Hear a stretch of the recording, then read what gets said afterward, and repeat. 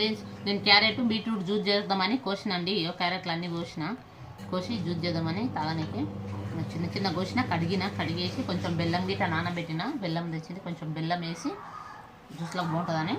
నాకైతే అస్సలు రక్తం లేదు నిజంగా అండి. ఇది కోసేటప్పుడు ఈ నుంచి ఇంతవరకు కోసుకపోయింది, ఇంత రక్తం చుక్క రాలేదు, కొద్దిగానే వచ్చింది రక్తం, అంటే గింత వచ్చింది, అసలు రక్తమే లేదు.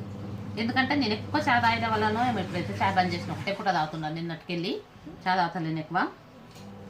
ఇంకా జ్యూస్ ఇప్పుడు ఇందాక అలా కూరగాయలు పోయినాయి, ఇట్లా వెళ్ళి పోతుంటే బీట్రూట్ క్యారెట్ తీసుకున్నా, అర్ధ కిలో క్యారెట్, పావు కిలో బీట్రూట్ తీసుకొని ఇప్పటిదాకా కోసి ఇంకా జ్యూస్ చేద్దామని, జ్యూస్ కోసమని ఇంకా మిషన్ అయితే పెట్టినా. మా బట్టలు ఉతికేస్తుంది మా పాప, బట్టల మిషన్.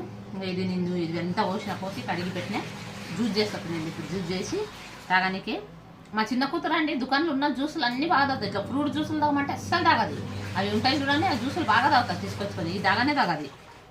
మా పెద్దమ్మాయి గిట్ట తాగు అంటే తాగనే తక్కువ, ఆమె గిట్ట రక్తమే లేదు, తాగమంటే తాగనే తాగారు పిల్లలు. ఇప్పుడైతే తాగవచ్చు, జ్యూస్ పట్టేసి ఫ్రిడ్జ్లో పెట్టి తాగుతాం.